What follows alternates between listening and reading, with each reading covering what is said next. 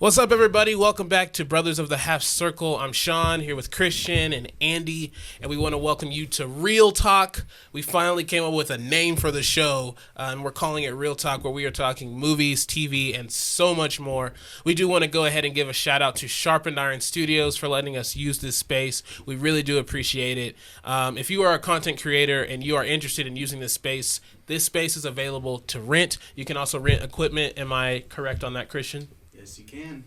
You can also rent equipment, which is really awesome. We love getting to do our podcast here. It helps us get the word out about Sharpened Iron Studios, which, again, it's a movie studio in Amarillo, Texas, which is so cool for us to have. So if you are a creator out there or a business and you're looking to shoot some commercials or a way to just get your name out there, go to sharpenedironsstudios.com. The link will be in the description of this video if you're on YouTube, and we'll also provide it in the links of our Spotify and Apple Podcast accounts as well. So, without further ado, let's jump into today's episode. Man, can y'all believe we're on episode 6? This is episode 6. 6? We're on episode 6. Yeah, we're on episode 6. All right. And today's episode, we did an episode, I think it was episode 2, I think, where we talked about, kind of the relationship of Disney Plus and the MCU. Now, Disney Plus, if you have somehow lived under a rock, is a streaming platform. And so today's episode is going to be all about streaming. But before we jump into into this topic of streaming, we want to jump off with a couple of quick thoughts. What are our quick thoughts? Well, our quick thoughts are just, we're going to go over a couple of things that we just kind of have quick thoughts about. Not in any, we're not trying to plan these out or write these things down. I just want to know everyone's opinions on these topics and things like that. And so we're going to jump right into that. The first one is, we're in the midst of June. We're in June. Movie season is here. It's been a long time coming since we've had a, kind of a summer movie thing, event to go to. Obviously, we had a pandemic, but, I can remember many summers growing up where it was just like hit after hit after hit. Obviously, in the height of the MCU saga, like there were just summer hits after summer hits. And so I want to know which movie is going to hold the number one spot here. It started about 2 weeks ago with Fast 10. Christian and I saw that. The Little Mermaid currently, I think, is at the number one spot right now. Wow, is it? Yes, it's at the number one spot right now. It's right now. It's Little Mermaid, Fast 10, and Guardians. That's right. It's very close between Fast 10 and Guardians. Yes, and so, but this week that changes again with the emerging presence of Spider-Man Across the Spider-Verse. The week after that is Transformers Rise of the Beast, and then the week after that is The Flash, and then ending out the month of June will be Indiana Jones. So what do you guys think? Andy, really quickly, what do you think? Who's going to hold the number one spot at the end of all this? I think it's probably going to, oddly enough, I think it's going to be The Flash. I think because of, 10 years of anticipation for this movie, I think that's what's going to hold the spot for maybe number one movie. Number two, I want to say at least it's probably going to hold the number 2 spot for a good little while once it comes out. Yeah. What about you, Christian? I think Spider-Man's going to get 2 weeks. 2 weeks at number 1? Yeah. And I don't know. I think The Flash is the opening night's going to make or break it. Yeah. So true. Especially because, I saw I think there was some place that actually went and they showed it was Comic Nerd, and he said just got out of The Flash. This ain't the savior that WB and DC are hoping it will be. Ooh. So the very first of the negative reviews. Previously they were all like, this is the best superhero movie. Yeah, coming out of CinemaCon. Yeah. So many people were basically saying that this is the best superhero movie ever made. That's all I've heard. Yeah. Yeah. So, and this is not just like a regular movie critic. This is another comic. So you're like, well, and they've already projected. They went from. I saw that. I did see that. Yeah. Half. So if they're already doing that, then like I said, that opening night is the make or break. If they have a huge opening night and then if the ratings are great, then it could take that spot. But if people go to that opening night and all of a sudden all these negative reviews start coming out and people aren't liking the movie, yeah, I mean, I think Transformers could reclaim it. Yeah, could reclaim it. I think people will have already seen Miles enough that it'll start to lower, and Transformers could overtake it until Indiana Jones. Yeah, claims that spot. I think I'm in agreement kind of with both of you guys. I think that Flash will hold it for a little. I think Flash will hold it probably, honestly, up until Mission Impossible comes out, until Dead Reckoning Part 1 comes out, and once again Tom Cruise will reclaim the box office for however long, the same duration of time that Top Gun Maverick did. I don't know if it'll reach that long. Like, that literally went that was a long time. I think if I remember right, it went Memorial Day to Labor Day. Yeah. Which is the first and I think only movie to ever be number one. Yeah, for that both long. days. Like, so I don't know. What impact do you think the Ezra Miller antics will play into the release of the Flash? You bringing up, Christian, of that we've had our first negative review of the film. Obviously, the antics that he's gone through isn't something that people, I think, are going to forget. So, what impact will it have on the release, do you think? I don't know. I mean, from the reviews that I've heard, most people tend to have only spoken about the movie and tried to set it aside from Ezra's doings. Yeah. And I think, I'm pretty sure there's going to be some people that are going to look at it with a sour taste in their mouth. Whether they plan on seeing it or not. I mean, we're planning on seeing it, and we know all the crazy shenanigans that Ezra has gotten himself into. For me, I mean, I'm going into it as just a fan of the Flash. That's it. Like, I'm not looking at it going into it being like, well, Ezra's done this, so I'm probably going to look at the movie this way. Or, well, because of the whatever, whether it's Ezra, whether it's who directed the movie, I'm not going to look at it like that. I'm just going to go into it expecting a Flash movie. If it's great, great. If it's not, that's fine too. Yeah. But all in all, I think you should see the movie for the movie's sake. Yeah. And not look at it in a negative way just because of the star of the movie's done some outlandish things. Yeah. What about you, Christian? Well, I think his what he has done has already affected the movie. So I think there are stars in the movie to bring people in. Michael Keaton. Yeah. Yep. But I think there have been people that have been cut out of the movie to keep the focus on him. Grant Gustin. Yeah. And As far as we know, we've heard people say no, they're not in the movie before, and they were in the movie. So, fingers crossed. yeah. But yeah, as far as we know. But As far as we know. it's just one of those of there's a lot of focus on trying to make his characters seem like the most important thing and seem as it's basically trying to make him look like the best Flash. I think the moment that the first poster came out, that the Batwing was the biggest thing on the poster, pretty much kind of told me. I remember seeing that. What presence they were going to take, Yeah. in marketing this film. And so they're really focusing on their other characters Yeah. to bring people in, but then they're also relying on, well, as we're gonna have Ezra, he's going through rehab. He's making it, trying to better his life or their life, I guess. Sorry to however. Yeah. But It makes sense. Yeah. Anyway. No, I think you're completely right. And then last really quick thought, obviously, you know, we got the Flash movie coming out. Flash season 9, Grant Gustin's show, just ended, a week ago, which means the Arrowverse is now officially off the air. Real quick, thoughts on season 9? It's very bittersweet. I'm going to be honest. It's very bittersweet. I mean, we grew up with the show for almost 10 years. Yeah.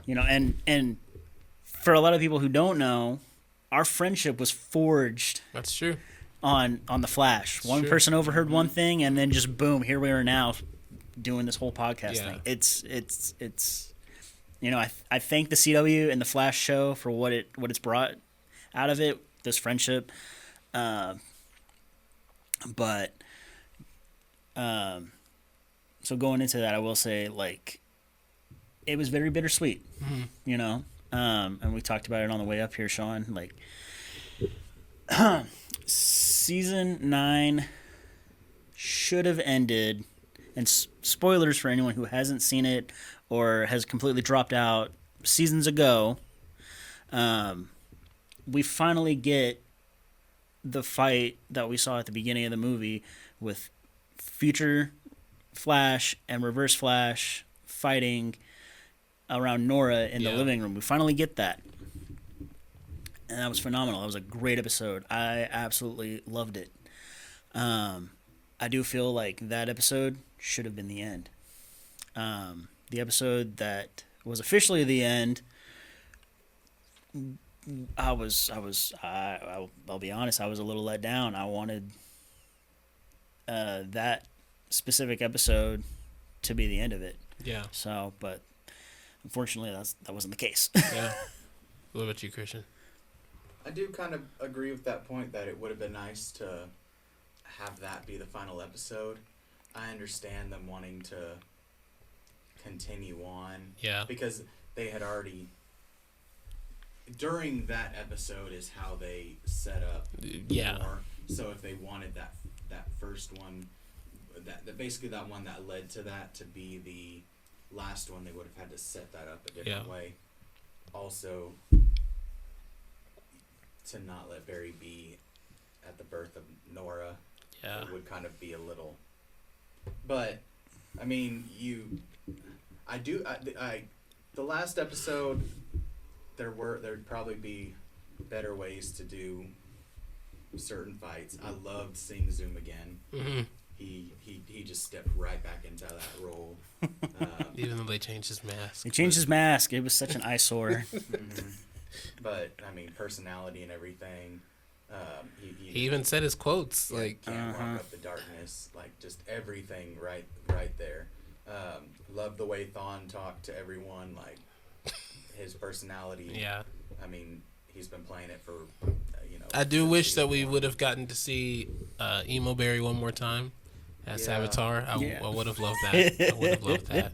And then, I mean, the only other thing is, I do like that they kept it open-ended. Yes. Yeah. I will say that. That's true. Yeah. So, basically, had they left it off with Barry fighting and him just running off, it would have been open-ended, but there's only one way the story can go at that point. That's true. That's where true. Now you have Barry, Iris, Nora, and you have other speedsters now. Yeah, you have other shows that technically could be made, or even, one show with all of them. Especially now that, for those who haven't heard, Justice U is canceled. I know. I was really kind of excited for that show. So I was excited for that. They keep canceling shows that they're like, hey, we set up this. And we're gonna cancel it. Yeah. Yep. So. No, I think you're right. Obviously after this episode. So next week, be looking for our episode. We're actually gonna break down The Flash, Arrowverse. We're going to be really digging into some of the things we love, some of the things that we just absolutely hated about the Arrowverse. But it's going to be really, really cool episode. Be on the lookout for that. But now let's jump into the main points of our episode today. Again, we were talking about streaming. Okay, so obviously all of us around this table, we are products of the 90s. We grew up in, I'm not going to say the golden age of television, but I'm going to say that it was a really good time to grow up in the 90s, early 2000s television. It was before we had DVRs. It was before we had the capability of hopping online and looking up, oh, well, I'll just look up a quick synopsis of this episode. It was before all of that. Obviously, now we live in a world where streaming is king. Everyone has a streaming platform. Disney Plus, Amazon Prime, Peacock, Max. What else is out there? Tubi. If you have, Tubi. There's all these different ones that are out there where you can stream movies, you can stream television shows. Shows are being created. Hulu, yes.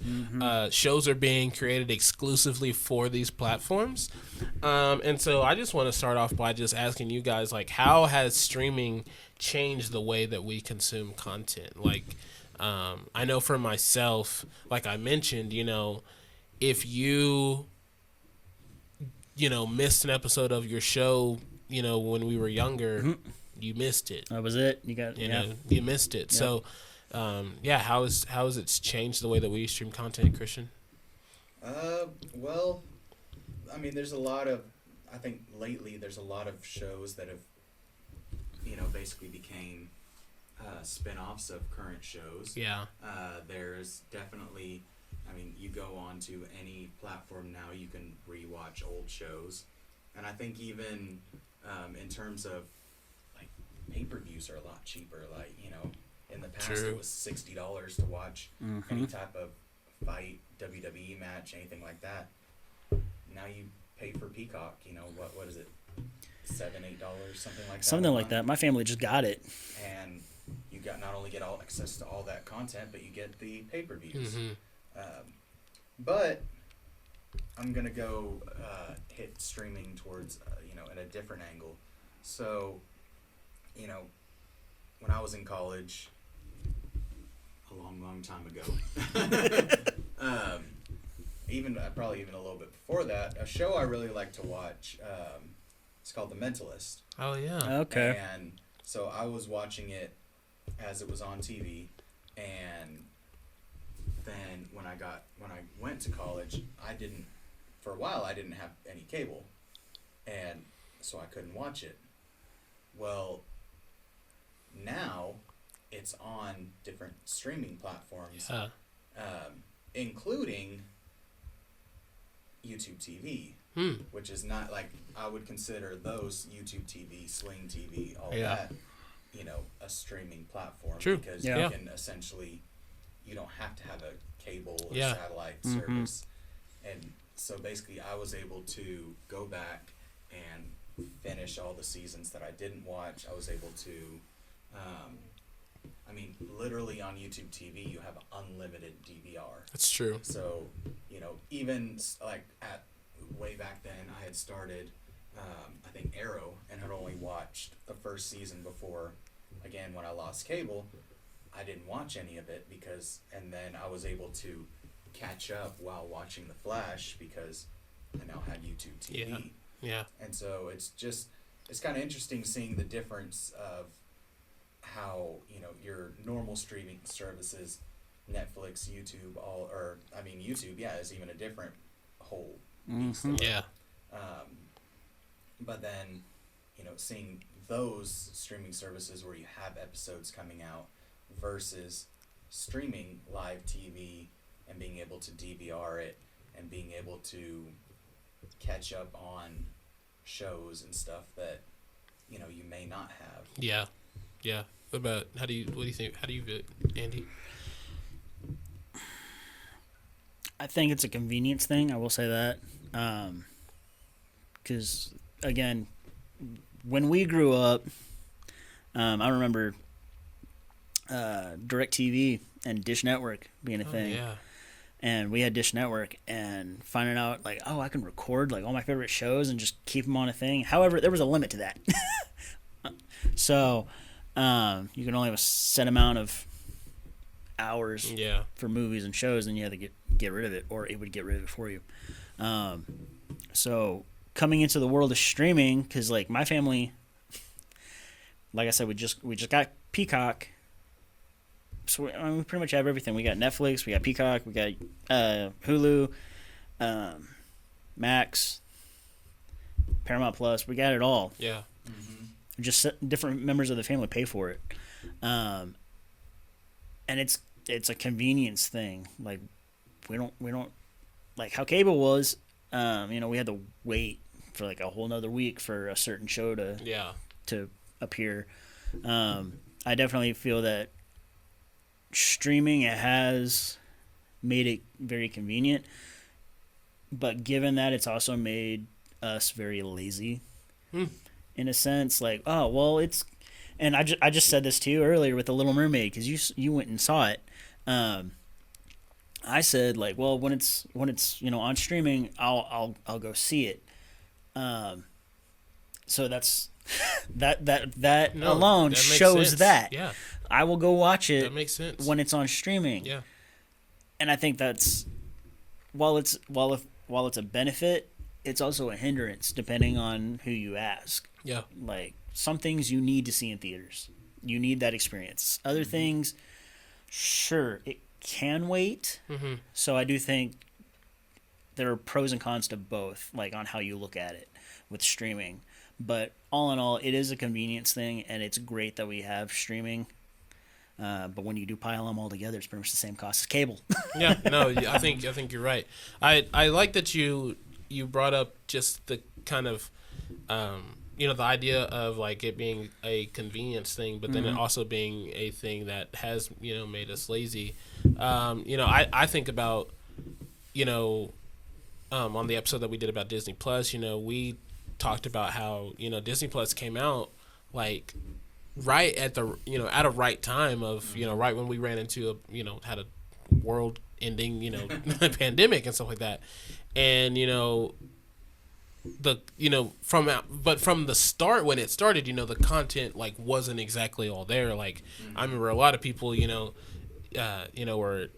kind of let down that like, oh well, why didn't it have more, or why wasn't this on there and stuff like that. But I do think you're right, Andy, in that like it has almost created this sense of like you said, well, I don't really want to pay for it, so I'm not gonna go to the theater. Or you just listed off, like you said, each member, some member of your family pays for one of the one of the other platforms or something like that. And you're right. I mean, once you total it all up, you basically have the same bill as cable and stuff like that. Yeah. But you did also mention something that like, because of the convenience level with cable, growing up, we did have to wait a week, or I mean, y'all remember that time where it seemed like Flash was going on like a 4 week long break, like every other episode. Yes. Like it was like episode 3 week break, episode 3 week break, 2 episodes, 4 week break. Like it was a that was long insane. time. I remember that. And You had to even wait.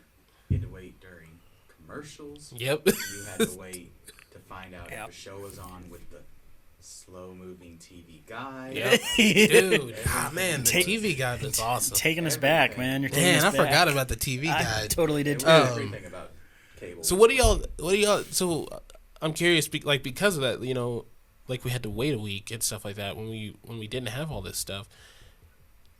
Do you prefer to watch your show all episodes right out the gate as soon as the show is dropped, or do you prefer a weekly episodic, release type of thing? I know for me, one of my favorite shows that I enjoyed was I remember watching the first season of Stranger Things on Netflix. I was sick. I was at home, and I just remember like I think that was the first time I actually like binged watched something. Like I like watched like I forgot how many episodes were in that first season, but I found myself being like, oh my god, like I'm already on like episode 4, and it's like 2 in the morning and stuff like that. I binge watched all of Black Mirror and stuff like that. Also another time when I was sick and stuff like that. I only binge watch when I'm sick and stuff like that. Because what else are you gonna do? You don't feel well, you can't do much. But like, so that I think the binge model used to be a thing that worked for a little bit. Obviously, then like shows like WandaVision and Mandalorian came along and changed that. So how do you guys see it? Which one do you think? Which one do you prefer? Binge watching it or weekly episodic? I'll start with you, Andy. Me personally, I think it kind of depends on how many episodes we're getting and how long those episodes are. Like Mandalorian, they were somewhere I think between like 45 minutes to an hour, and they did it weekly. I think that was fine. Because given how short, like if it's a short season, so anywhere from 5 to 6 episodes, 7 at the most, I think, it's okay to spread it out. Like if they're an hour-ish long, 45 minutes to an hour, I think you can spread it out. Because there's a whole lot of time that you can fill in 45 minutes. Obviously, our podcast is 45 minutes. Same thing with an hour. You can fill a lot of time in an hour. So I think, depending on the type of show, I think one episode a week that's 45 to an hour is perfect. If it's 22 episode kind of thing, I think you either you do what some shows I've seen do, like The Boys. I think they drop 2 episodes every week. I think at one point they were dropping like 2 episodes every week.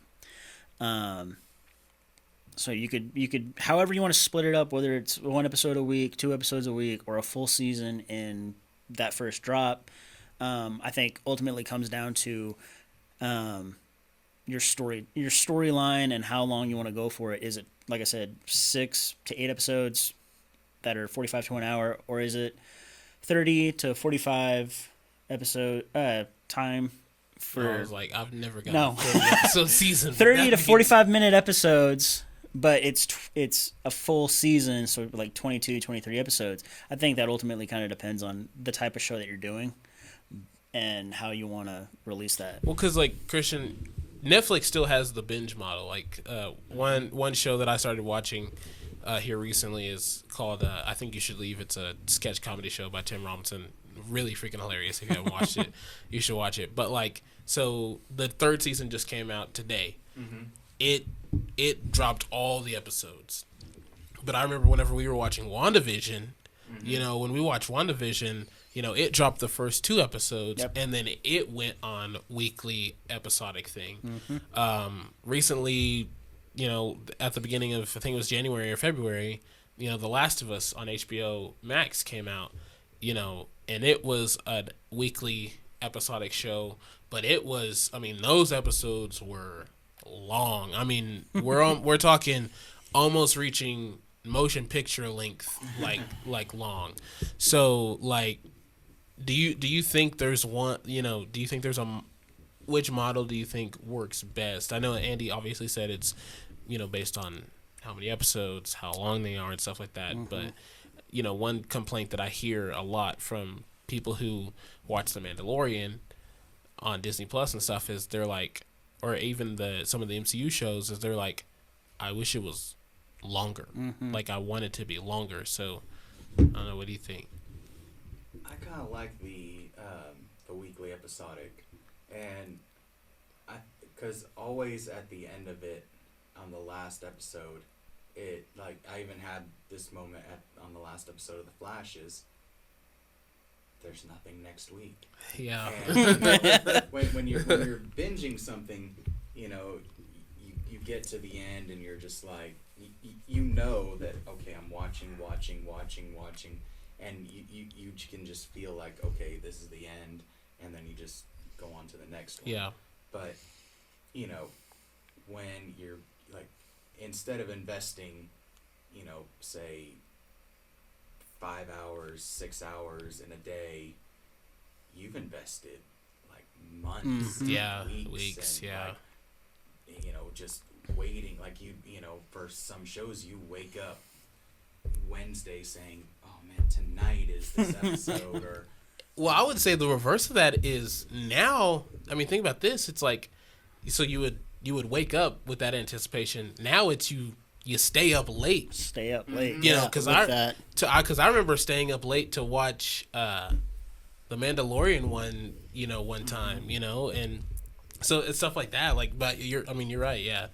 but even in terms of, like, one thing that I've been like almost counteract streaming, like, or even streaming live TV versus, I think there's a different feel of seeing, like, when you see a movie that is popping up on, like, a TV channel, you're like, oh, that movie's on, like, you know, Yeah. you know, oh, they have X-Men on this, and I mean, you know, Yeah. there's gonna be commercials, Yeah. but you're like, But you still watch it you anyway. still watch, Watch it, yeah. Versus you're flipping through, you know, whatever, and you're like, do I really want to watch that?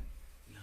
And it's kind of like, you know, there's so many choices, but it feels like there's nothing on, versus, I mean, you feel like there's a limited amount, Yeah. but you're like, oh, this is on. Yeah. Now I want to watch it, Yeah. because, like, yeah, there's not much on TV, but when you know, are, whether you're streaming YouTube TV, cable, whatever, when you hit that, you're like, oh, out of all this that I may not necessarily want to watch, there is this option, versus, well, I'm on Peacock, Netflix, Disney Plus, there's tons of stuff that I would like to watch and even binge. I only have this opportunity now to watch this movie Yeah. on, you know. Yeah. And then, you know, before we go on to the next thing, the one danger of streaming, I would say, is purchasing. Mm. So, because you technically don't own it. Sure. So, you know, and anytime that they say you buy something on Apple, Google, Amazon, there's literally in their terms and conditions that they can remove it at any time. Yeah. And that I mean they already do it on their regular streaming services. I mean, you're right. I mean, there's been, recently before they, you know, changed the name over to Max, like, I mean, HBO Max literally went through and, like, I mean, they pulled a bunch of stuff that used to be on the, you know, there. I mean, if you buy, you know, say Infinity War on the Apple, you know, on iTunes, literally, if Apple decided, you know what, we don't want to carry any Disney stuff anymore, Pull it. they could pull it, and you could be like, I paid for that, and they could say, Sorry. too bad. Yeah, sorry about you. That's crazy. That's crazy. Yeah, so with our last bit of time here, you know, let's reminisce a little bit, and I just want to know, like, how have shows changed from the 90s to now? So one thing that I always refer back to, and what I mean by that is, you know, there are subjects talked about in shows back then that TV shows today don't even dare touch. There are parents on TV shows today that are just straight up stupid, as opposed to parents in the 90s who were actually smart and well versed and actually, you know, did stuff for, you know, their kids and tried to help them out.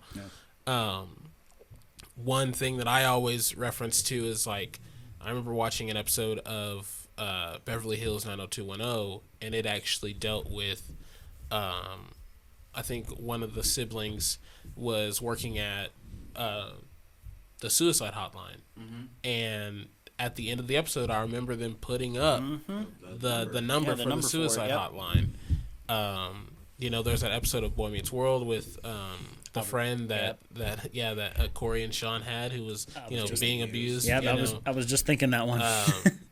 So like how have you guys seen some of these shows like change, like from subjects that they had no problem talking about when we were younger to where they really don't have those around anymore?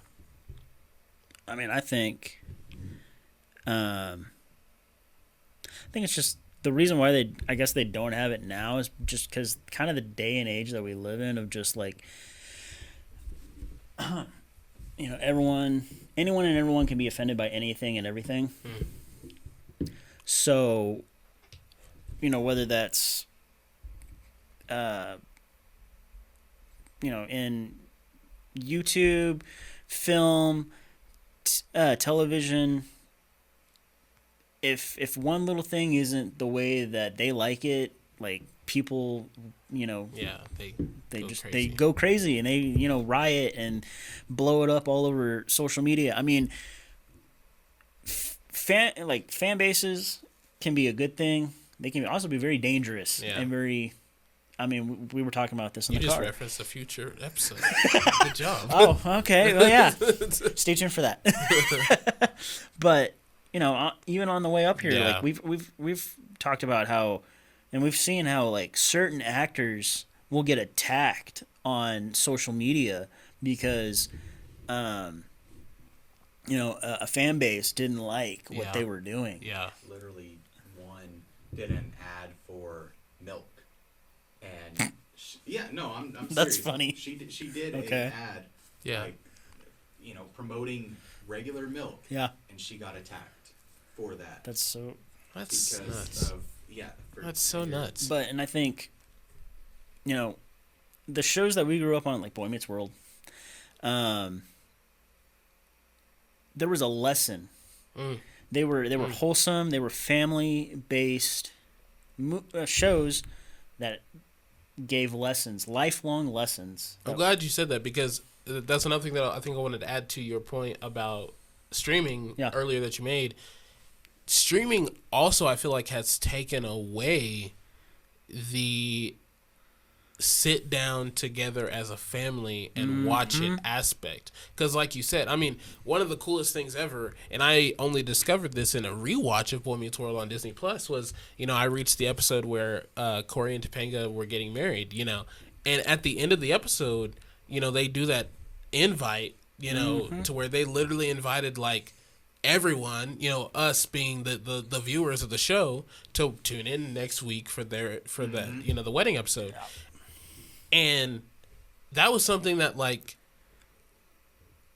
sitting down together as eating dinner or whatever, like sitting down together to watch your shows, watching that lineup on television, like those weekly, nightly lineups were great. And I think streaming has taken that away. I didn't mean to interrupt you, but you're good. You're good. That was perfect.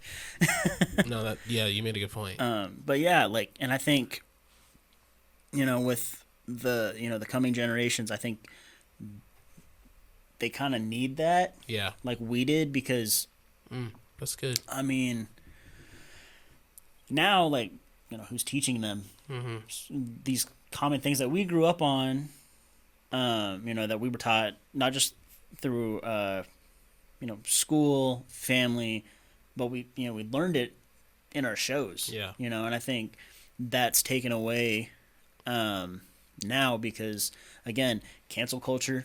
Yeah. If one wrong thing is said, then it's blown up. It's blown up, and it's over. So I think like it that life lessons in shows, movies still needs to happen in some way, shape, or form. What do you think, Christian? Yeah, I mean, literally, Boy Meets World was on ABC Family. Yeah. Before they changed their name to Freeform, and it literally was just free range after that. But there were a lot of other shows that tackled real problems. Like, one that comes to mind was Family Matters. During the last 5, 6, 7 years, there's been a lot of the, stuff about, there's bad cops everywhere. Yeah. And there's an episode on there where, Eddie gets the ticket and he goes to his dad, and his dad's like, well, what did you do something? Like, this could be, you could have actually done something. But his dad's like I'm a cop, like, I gotta look at both sides. But then he actually goes and talks to the cop, and he realizes the cop actually has it was not a good cop. Yeah, it was not a good cop. But he tells Eddie, like, yeah, there's, it's not always, black and white like that. Like, he's like, I understand where you're coming from. I've been in that position, but now I'm also a police officer, and I have to, look at both sides of that. And there's bad cops and good cops. And so you had, shows that tackled that stuff. You had the Fresh Prince of Bel-Air that tackled, hey, we have, that tackled the issue of, they made fun of Carlton for being the whitest black person ever. But then, it was like, okay, what values do we want to teach,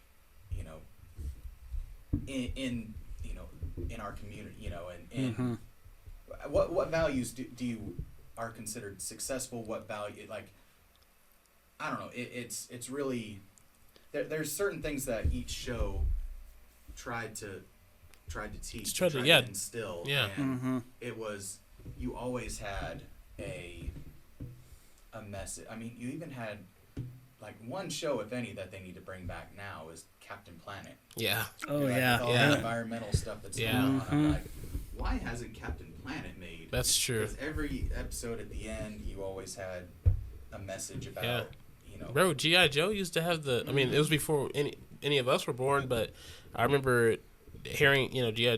Joe would always have, like, the public service announcements, like, at the end of the episodes, or just say, like, here's how you deal against bullies, and here's, all this different stuff. So, I mean, you're right, yeah. And then the Fresh Prince episode where Will gets shot. Yeah. And then Carlton brings a gun and he's like,